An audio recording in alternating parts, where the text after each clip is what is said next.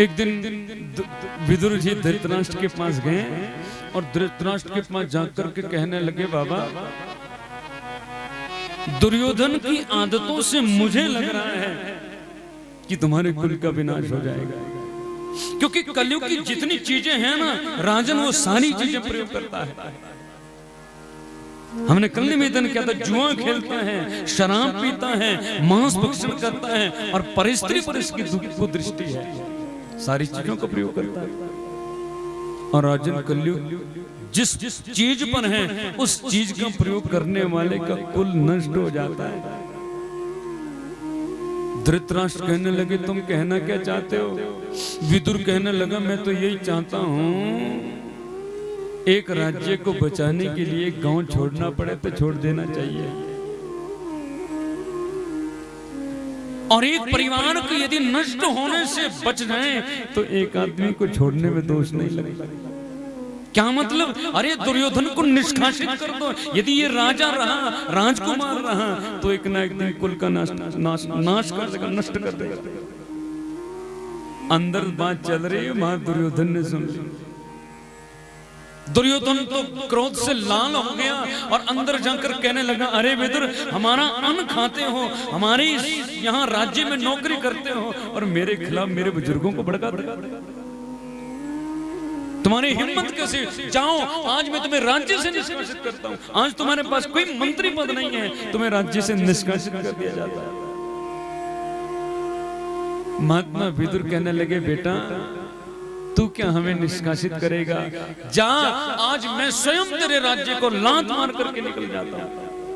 ध्यान रखना, ये संसार, ये दुनिया, ये घर वाले एक न एक दिन तुम्हें लात मारेंगे, लात मार करके बाहर निकालेंगे, इससे पूर्व कि हम स्वतः मन की गति से बाहर निकल जाए।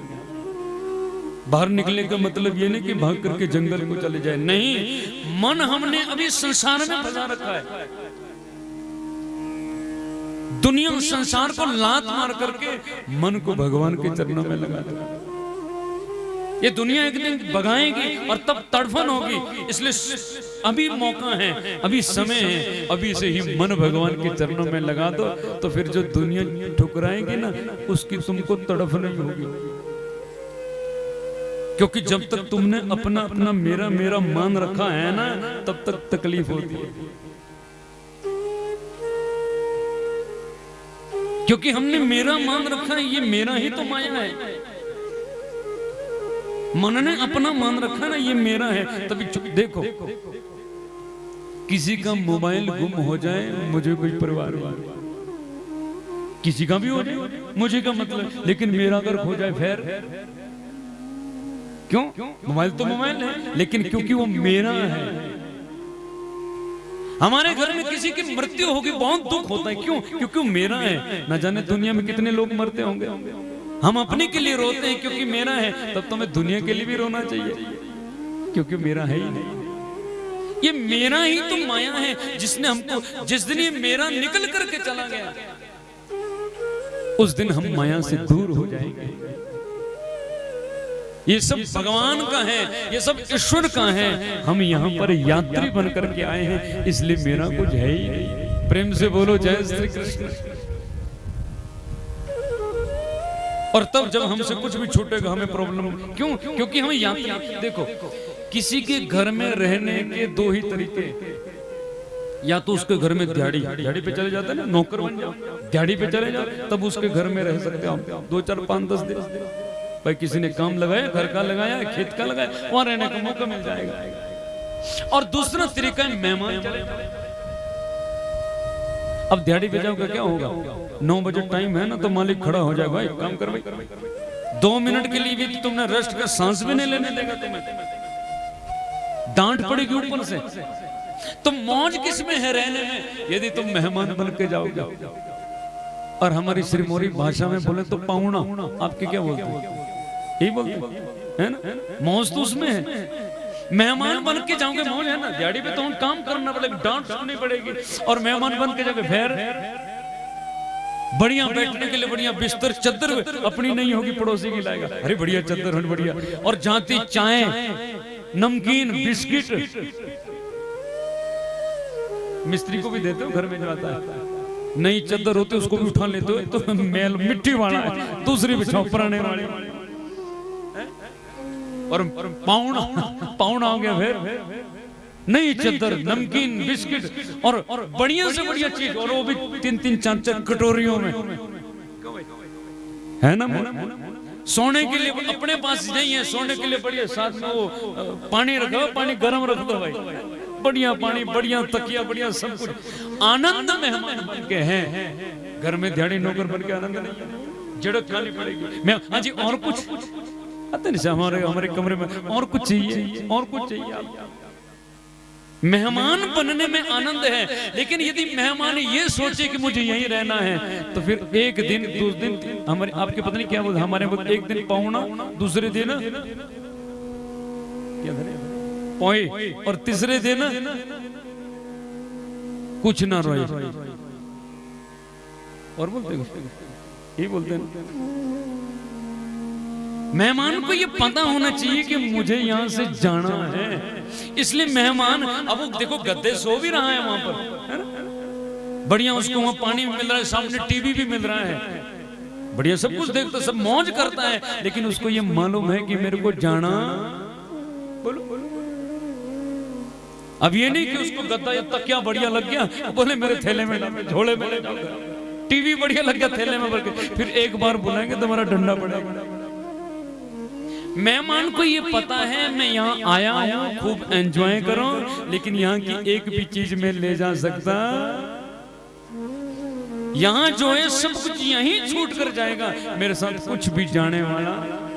इसी प्रकार हम भी इस दुनिया के मेहमान बने, हम तो मालिक बने बैठे, ये मेरा है। मैं दादी भी बोलती है जब तक मैं घर में तब तक ठीक चल रहा है, बहू तो बेच के खा जाएगा। हाँ, बाप भी ये सोचता मैं हूं तो ठीक है, ये बेटा तो पता नहीं क्या करेगा क्या। अरे तू मर के तो देख, तेरे से बढ़िया होगा। हमारे परदादा के समय में जो फैसिलिटी थी वो पिता के समय में और बढ़िया हो गई। बोलो दादा के समय में एक सब्जी बनती थी, सुबह नाश्ता भी उसी से, दिन को भी उसी से, शाम को भी उसी से। पिता के समय में और बढ़िया गया, सब्जी अलग अलग टाइम बनने लगी, सुबह की अलग, दिन की अलग, शाम की अलग। हमारा समय आया अब अलग अलग सब्जी नहीं, बल्कि अलग अलग समय में 3-3 4-4 सब्जियां, घटाए की बढ़ाए। दादा के समय में एक सूट होता था, शादी वाला बेटे की शादी में भी पहन लेते थे, अपनी शादी वाला बेटे की शादी, मेहमानी के ही सूट होता था ना भैया, मेरा पाहुणे जाने का सूट, तो उसको अलग ही रखते थे, घर वाले अलग। आज देखो अलमारियां भरी पड़ी है, संदूक भरे पड़े हैं, कमी हुई कि बढ़ा है? और तो छोड़ो, जितने का माता तुम्हारा एक सूट होता है उतने में तो इन दादाओं की शादी भी होगी। बोलो भाई, 2000 के सूट में तो स्टैंडर्ड की शादी होती थी पहले। मेरे दादाजी की शादी 12 रुपए में हुई थी, सोच लो आप, उस समय के 12 रुपए, और स्टैंडर्ड की शादी थी। तो घटाएं कि बढ़ाएं? फिर भी मैं कर रहा हूं तो हो रहा हूं मैं, अरे भैया मैं कुछ है ही नहीं। तू कौन करने वाला होता है? करने वाला तो ईश्वर है। 2 मिनट में तुम्हारा चलना बंद कर दे, 2 मिनट में बोलना बंद कर दे, 2 मिनट में सुनना बंद कर दे, जोर लगा लो, ये उसके हाथ में है। लेकिन हम अपने आप को मैंने किया है, अपने आप को मान में, यही तो माया है। मैं जहां लग गया यही माया है अपना। और देखना दुख भी इसी बात का है, क्योंकि अपना माना है ना तो ही दुख होता है, यदि अपना नहीं मानते तो दुख होता भी नहीं। प्रेम से बोलो जय श्री कृष्ण। एक बहू कथा में जा रही थी, उसने घर में छोटा सा बच्चा था, उसने कहा दादाजी को, ससुर जी ऐसा करना, इस बच्चे की देखभाल करना, जरा मैं कथा सुन के आती हूँ। ससुर ने कहा ठीक है कोई बात नहीं बेटी तू जा, मैं देखता हूँ जरा। बहू ने बढ़िया तैयार कर दिया, बढ़िया उसको और बेटे को छोड़ दिया। घर में दादाजी बैठे आराम से और बच्चा खेल रहा है। बहू सत्संग कथा में गई, थोड़ी देर बाद दादाजी ने देखा, हे भगवान, ये बच्चा तो मिट्टी में और कहीं बहू। आपको मालूम, पहले बहुएं सास ससुर से डरती थी, है ना? ये पता नहीं कैसी सास होगी, कैसे ससुर होंगे, जमाना बदल गया। नहीं, बहुएं तो समझ गई। आज सास ससुर बहू से डरते हैं। सच्चाई है ये। पहले ये सोचती थी कैसी सास होगी। पहले रिश्ते होते थे ना, दुल्हे को भी कम देखा जाता, सास ससुर को ज्यादा देखते। आज सासू की तो ये टेंशन रहती, पता नहीं कैसी होगी, क्योंकि घर में आके कहीं मेरा टिकट ना कट जाए। ससुर सोचने लगे ये बच्चा मिट्टी में खेल रखे, बहू डांट ना दे तो अब ससुर, ए बेटा, ए टिंकू, ऐसे तो नाम होता है तो नहीं किसी का, ए टिंकू, अरे बेटा इधर आ जा। तो वो छोटा सा बच्चा आया, अब मिट्टी वाला है, और दादाजी की गोद में आकर के बैठ गया। अब देखो, दादा को पोतों से ज्यादा चाव रहता है। हमारे यहाँ तो कहते हैं कि जब पोता घर में हो जाए तो दादा जवान हो जाता है ना? गोद में आकर के पोता बैठ गया और पोते ने कहा, दादाजी माता तो गई है कथा में, तो हम आप खेलें कुछ? दादा ने कहा, अब ये खेलने की उम्र थोड़ी ना है। दादाजी ने पोते के सर के ऊपर हाथ फेरा और पोते ने दादाजी की मूंछ मरोड़ने लगा। एक मूंछ मरोड़ी दादाजी ने, दूसरी भी आगे, दोनों मरोड़ते।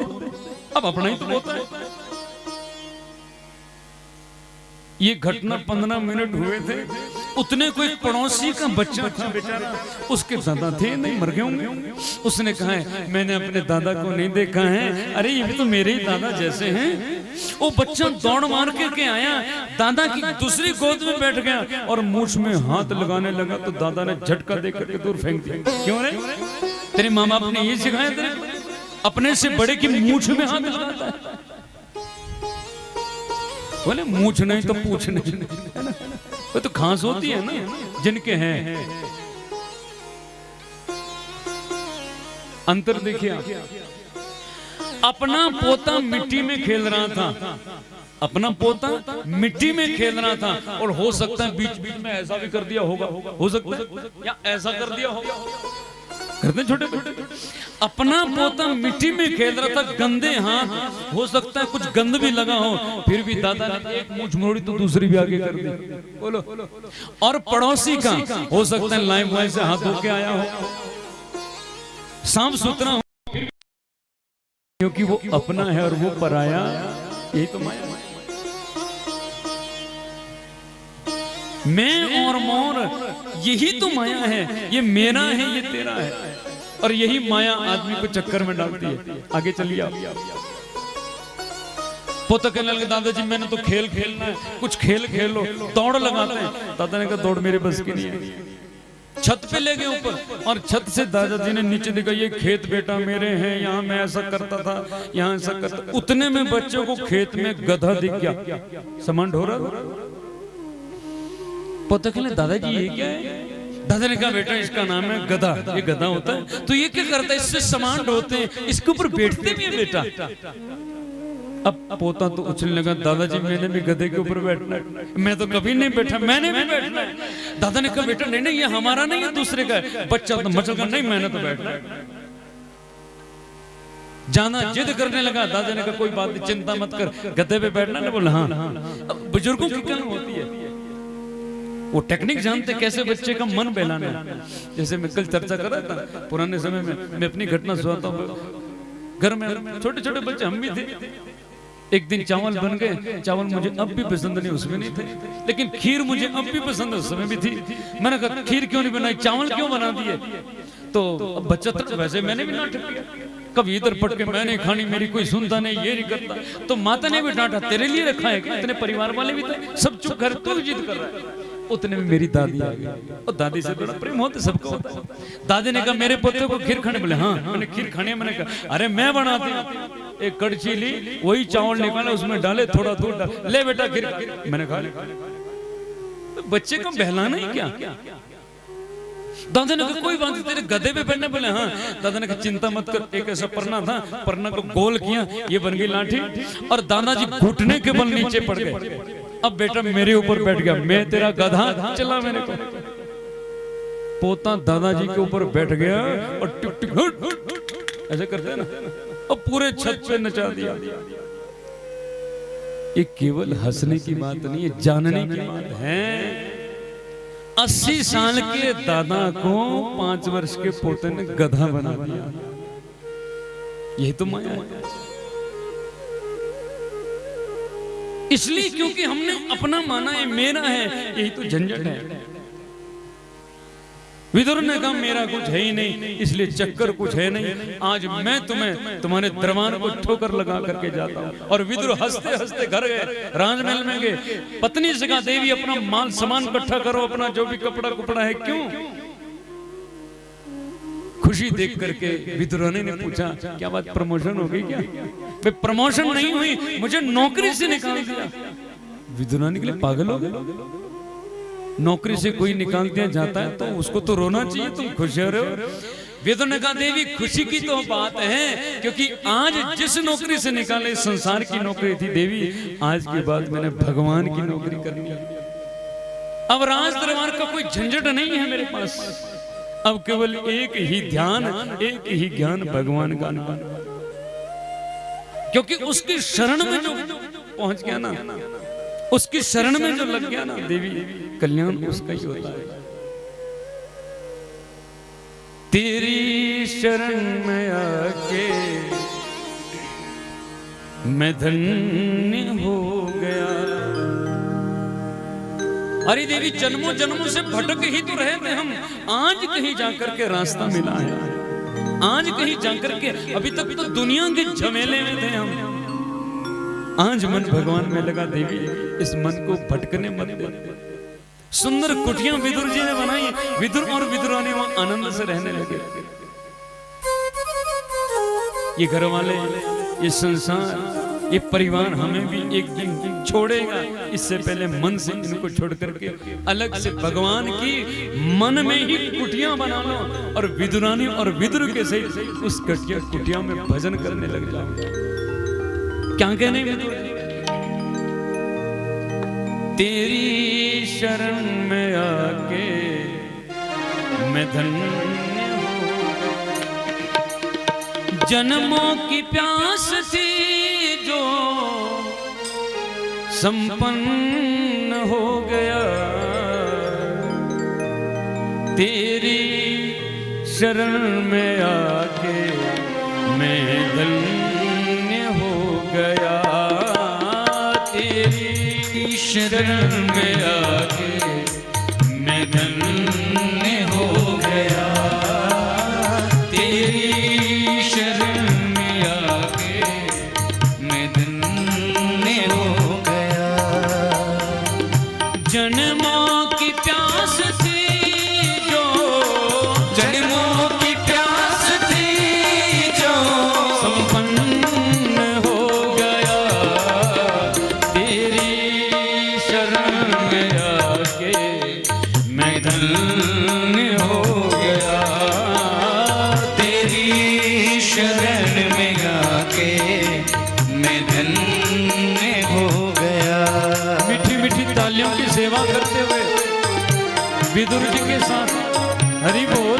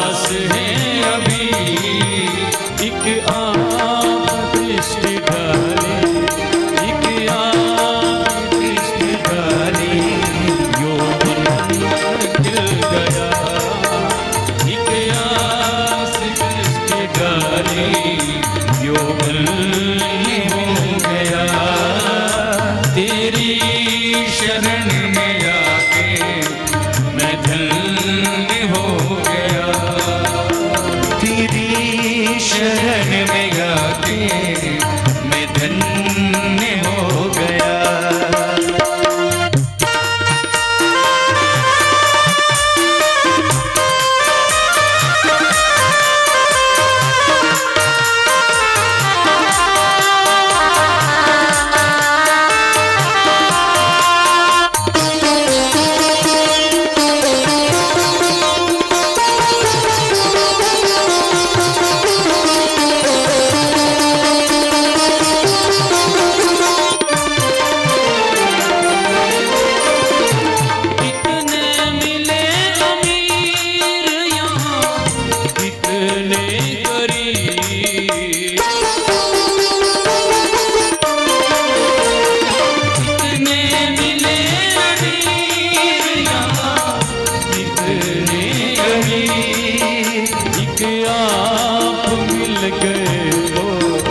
जब आप मिल गए तो सब धन मिल गया, जब आप मिल गए तो सब धन मिल गया।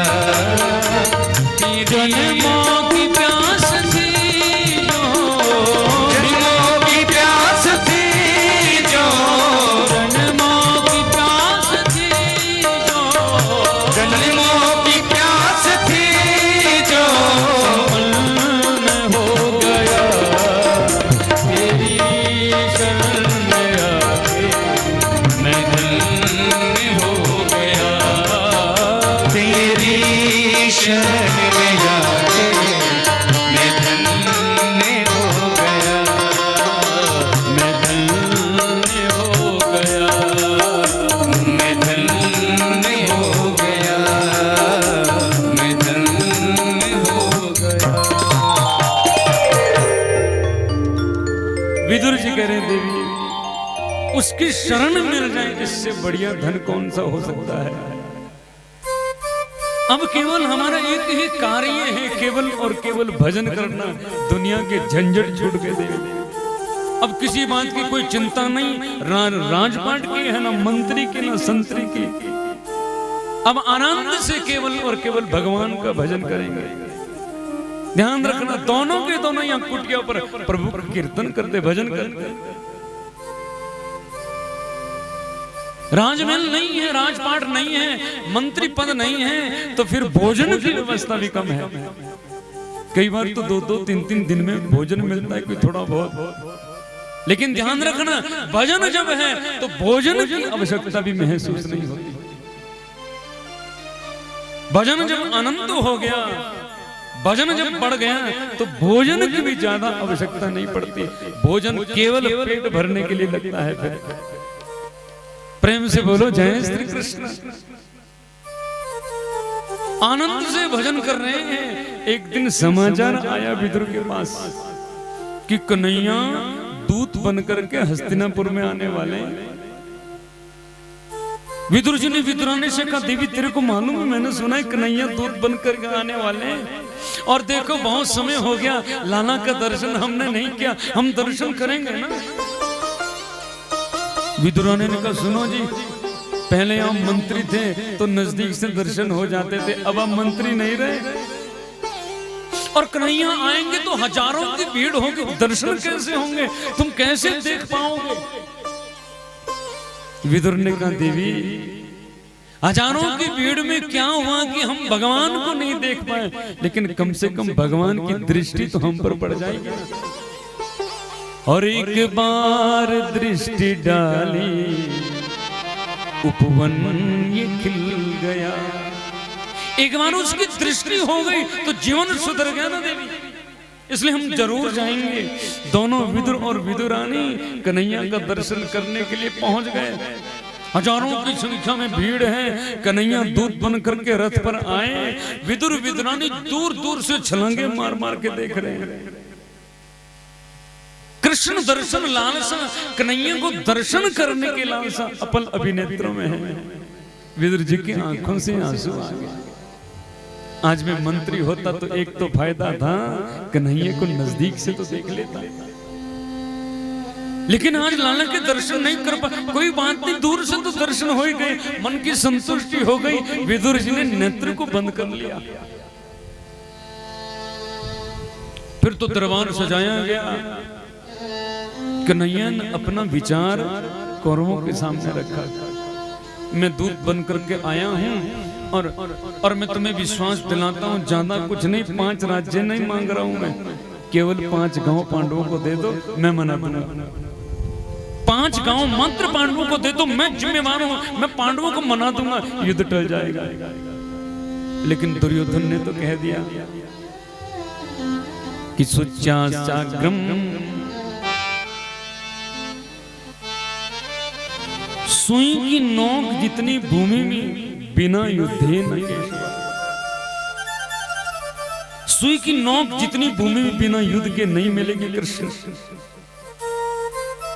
कन्हैया बोलने लगे, जब युद्ध ही होना है तो यहाँ रहने का मतलब क्या, फिर तो हम चले। शकुनी मामा सामने बैठे थे। शकुनी मामा ने इशारा किया, सुनो ये दूत है,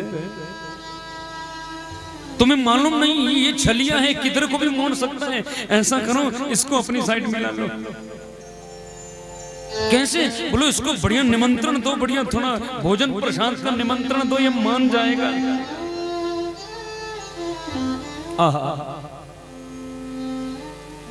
दुर्योधन कहने लगे, लाला आपको मालूम है मेरी मैया ने 56 प्रसाद बनाया आपके लिए। अरे आप तो भोजन करके ही जाना ना। कन्हैया मन में सोचने लगे, भोजन के लिए 3 चीजें होना जरूरी है। भोजन के लिए पहली चीज होना चाहिए भाव। जो भोजन कराना उसके मन में भाव होना चाहिए। तो हमें यदि अच्छा भी नहीं लगे ना, हम तब भी पा लेते। मुझे करेले पसंद नहीं है और किसी ने करेले बना दिए, अब वो इतना प्यार से परोस रहे हैं, इतने प्यार से दे रहे हैं, ए गुरुजी मैंने तो आपके लिए इतने दूर से लाए, आप ही के लिए लाए हैं ना, तो फिर मुझे अच्छे भी नहीं लगते, फिर भी खाने पड़ेंगे। उसका भाव अच्छा है। दूसरी चीज होती है अभाव। जिसके पास भोजन करने के लिए कुछ नहीं है ना, वो ये तो ये सोचता है बासी रोटी भी मिल जाए तो भी खा लो। और तीसरी चीज होती है प्रभाव। कोई आदमी का इतना प्रभाव होता है कि हम उसकी बात को टाल नहीं सकते। उसने यदि भोजन के लिए बोल दिया तो हम उसकी बात को नहीं टाल सकते। इतना वर्चस्व, इतना प्रभाव है उसका, उसको मना कैसे करें। कन्हैया मन में सोचने लगे, ना तो तेरा भाव अच्छा है, ना तेरा प्रभाव अच्छा है, और जहां की अभाव की बात है तो विश्व भरण पोषण कर जो। मैं तो विश्व का भरण पोषण करता हूं, मुझे किसी की चीज की आवश्यकता नहीं है। ये तो मन में सोच रहे हैं, लेकिन यहाँ पर कन्हैया ने बड़े दरबार में गजब की बात बोल दी। सारे दरबारी सुन रहे हैं। कन्हैया कहने लगे, युधिष्ठिर में भोजन, दुर्योधन में भोजन तो कर लेता, लेकिन एक समस्या सामने आ गई। कौन सी? जब मैं हस्तिनापुर आ रहा था ना, तो मेरे को विदुर जी का लेटर पत्र आ गया।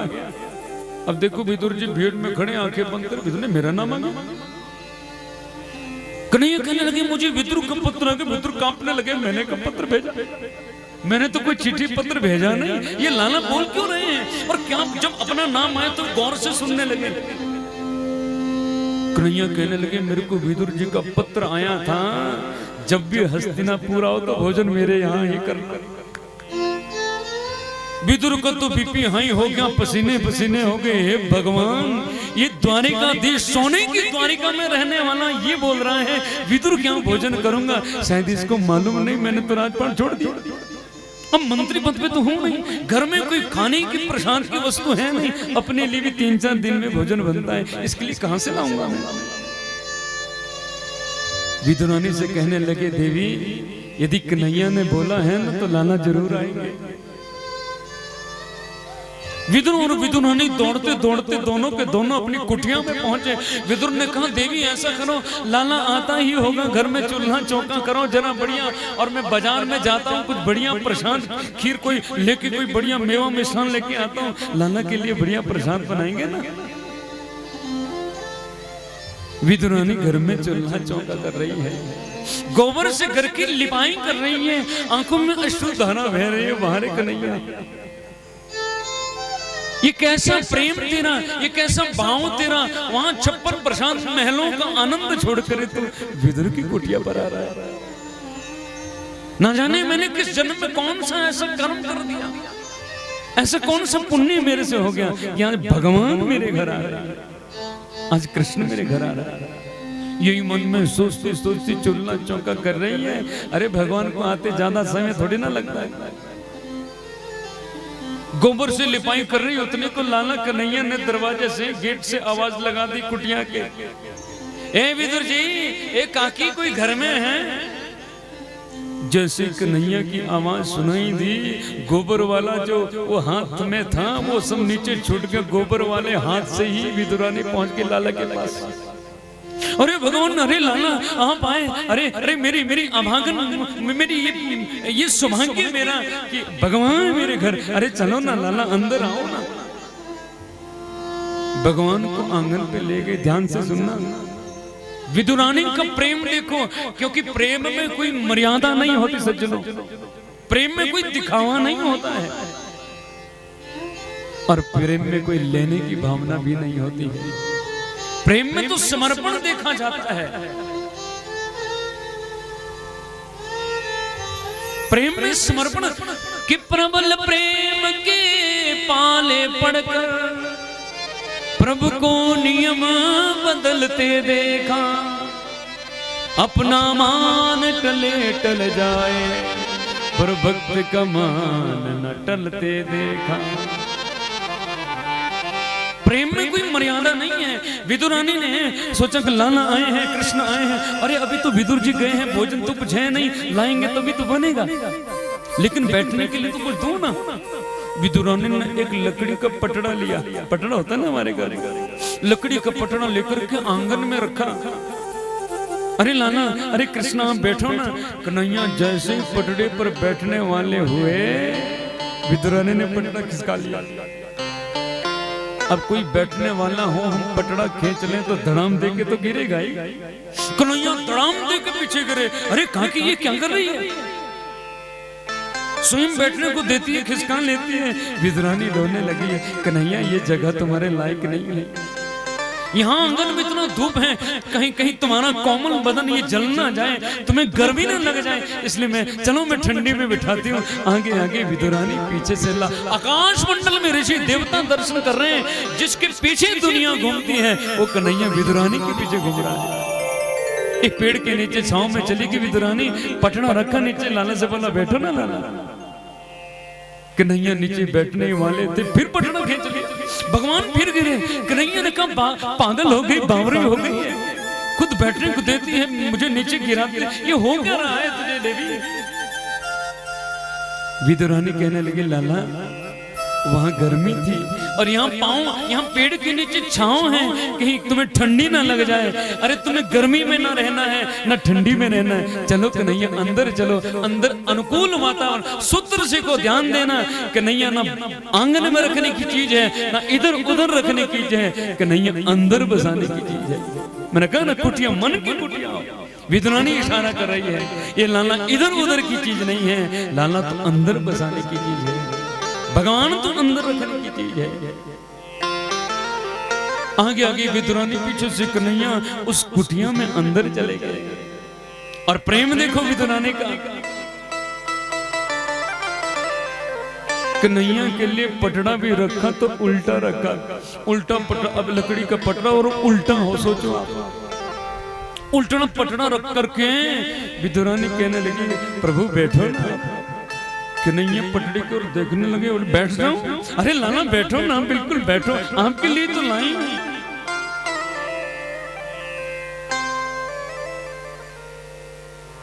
प्रेम वीराने को गुलिस्तान बना देता है,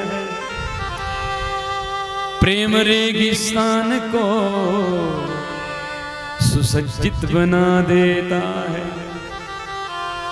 मैं आप बीत कहता हूँ गैरों की नहीं, प्रेम तो वो है जो इंसान को भगवान बना देता है। कन्हैया ने एक क्षण सोचा नहीं, उल्टे पटड़े के ऊपर बैठ गए। सामने कन्हैया बैठा है, विदुरानी आंखों में आंखें डाल करके लाला का दर्शन कर रही है। 15 मिनट हो गए। कन्हैया ने कहा काकी आधा घंटा बाहर घुमाया, 15 मिनट यहाँ बिठाया, तुम्हें मालूम है वहां से प्रसाद छोड़ कर के आए, कुछ भोजन लाओ, कुछ प्रसाद। जैसे भोजन की बात सुनी तो कांपने लगी विदुरानी, हे भगवान मेरा कैसा दुर्भाग्य, दुनिया को देने वाला मुझसे मांग रहा है और मेरे पास देने के लिए कुछ नहीं। क्या दूं मैं लाला को? विदुर जी आए नहीं सामान लेकर के, जो दुनिया को देता है मुझसे मांग रहा है। तेरे द्वार खड़ा भगवान, भगत बर दे रे झोली। आज दुनिया को देने मुझसे मांग रहा है। अब आगे रोने लगी विदुरानी। अरे काकी रोती काहे को है? तो विदुरानी को होश आया, क्यों ना थोड़ी देर के लिए मन बहला दूं मैं लाला का। अरे लाला वो कदली के केले के फल पके, मैं उनको लेके आती हूँ जरा।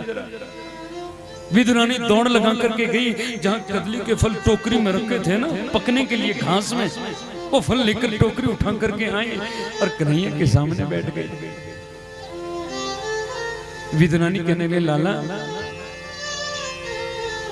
मेरे पति मंत्री रहे हैं, कभी कुछ मांगने की जरूरत पड़ी नहीं, और अब भजन है तो आवश्यकता किसी चीज की रही नहीं, लेकिन आज तू सामने बैठा है और आज मेरी मांगने की इच्छा हो रही है।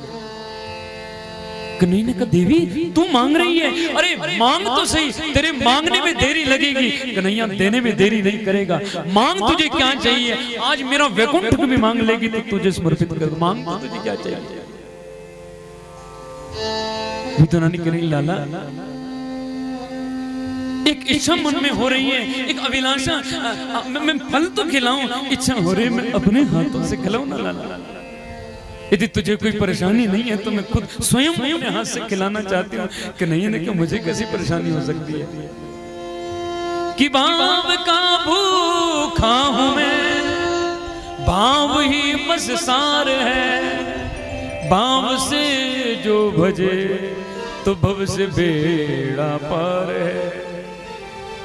अरे देवी देना, ध्यान रखना सज्जनों, विदुरानी के सामने केले के फल की टोकरी है। विदुरानी ने एक केला उठाया और उस केले को छीला।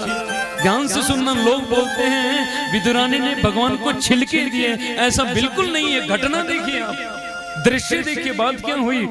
कन्हैया के नेत्रों में, आंखों में आंखें मिली है विदुरानी की, आंखें कन्हैया में मिली हुई हैं और हाथ से कर्म हो रहा है। केले छिल रही है ना, तो जो केला पका हुआ होता है, ज्यादा पका हुआ, घास से पका हुआ केला छिल रही है, पका हुआ ज्यादा भार होने के कारण केला नीचे गिर गया और कन्हैया तक केवल मात्र छिलका पहुंच रहा है। भगवान को प्रसाद लगा रही है और कन्हैया की आंखों में आंसू आ गए। कन्हैया केले के दर्शन से ये सोच रहे, आज माँ मेरे को यशोदा माँ की मक्खन की याद आ गई। जब से मैं वृंदावन से गया, मैं आज तक कभी मक्खन को हाथ नहीं लगाया, लेकिन आज इस विदुरानी की इस केले में मुझे मक्खन की याद आ रही है, मानो यशोदा मुझे माखन दे रही है। कन्हैया हिलकियों के साथ रोने लगे। विदुरानी केले के छिलके का प्रसाद लगा रही है लाला को, केले की ढेर नीचे लगी। बहुत समय बीता, विदुर जी आए हैं और जब विदुर जी आए तो विदुर जी ने आवाज लगाई, अरे विदुरानी, अरे देवी कहाँ हो? मैं प्रशांत लेकर करके आया हूँ। अरे वो कन्हैया आता ही होगा, बढ़िया कुछ प्रशांत बनाओ। ध्यान से सुनो, कन्हैया की नजरों में विदुरानी की नजर है। बाहर आंगन में जोर से चिल्ला रहे विदुर जी, लेकिन विदुरानी को कुछ सुनाई नहीं। जिसके सामने परमात्मा बैठा हो ना, उसको कुछ दिखना ही नहीं चाहिए, उसको दूसरा कुछ दिखना नहीं चाहिए और दूसरा कुछ सुनना भी नहीं चाहिए। भगवान सामने हो तो दुनिया की चीज क्यों देखे, दुनिया की बात क्यों सुने। जोर से चिल्लाने लगे विदुर जाने के, अरे अरे गई कहां तू? वो आने वाला होगा कृष्ण जना, अरे जल्दी अब प्रशांत बना। जब इधर उधर देखा कहीं नहीं मिली तो कुटिया में गई विदुर जी। जैसे कुटिया में गए तो अंदर दर्शन किया, विदुरानी तो भगवान को छिलके का भोग लगा रही। कनीन का पागल हो गई है, भगवान साक्षात परमात्मा आया है और तू छिलके का भोग लगा रही है। भगवान को क्या अमृत तुझे देना चाहिए था, ये 56 भोग छोड़ करके आया है, आज तू छिलके। और फिर सोचने लगे वहां रे कैसा मेरा भाग्य है, आज भगवान मेरे घर में है, ऐसे कौन से कर्म मुझसे हो गए। ऐसा क्या काम किया हमने तेरा, जो मेरा तूने थाम लिया। मेरी जिंदगी बदल दी तुमने, मेरी जिंदगी बदल दी तुमने। क्या जरा सा मैंने तेरा नाम लिया, ऐसा क्या काम किया हमने तेरा, जो मेरा तुमने थाम लिया। ऐसा क्या काम किया हमने तेरा, जो मेरा तूने थाम लिया। हो मेरी जिंदगी ही बदल दी तुमने, ओ मेरी जिंदगी बदल दी तुमने। क्या जरा सा मैंने तेरा नाम लिया। ऐसा क्या काम किया हमने तेरा, जो मेरा तूने थाम लिया।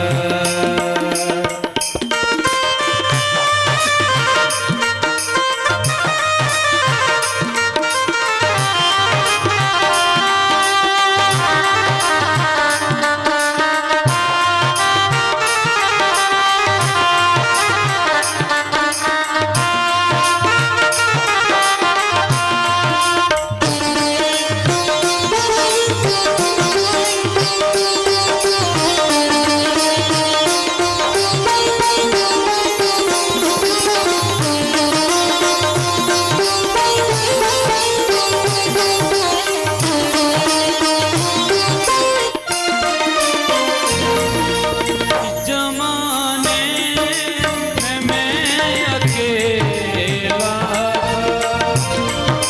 इस जमाने में मैं अकेला, इस जमाने में मैं अकेला, इस जमाने में मैं अकेला था। तेरी माया के रंग में खेला, तेरी माया के रंग में खेला था। तेरी माया न सताए उनको, तेरी माया न सताए उनको, जिसे अपना तुमने मान लिया। ऐसा क्या काम किया हमने तेरा, जो मेरा तूने थाम लिया।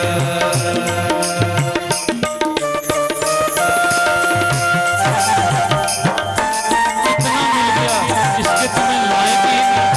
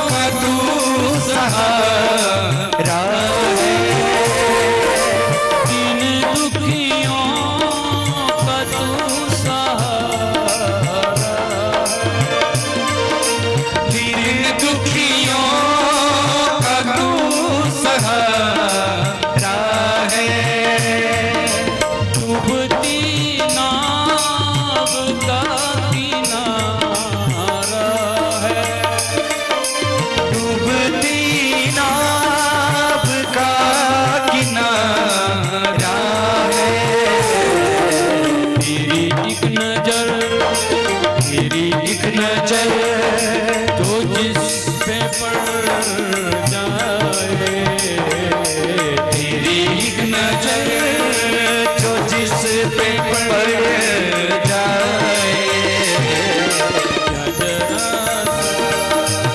उसे रोने न दिया। ऐसा क्या काम किया हमने तेरा, जो मेरा तूने थाम लिया।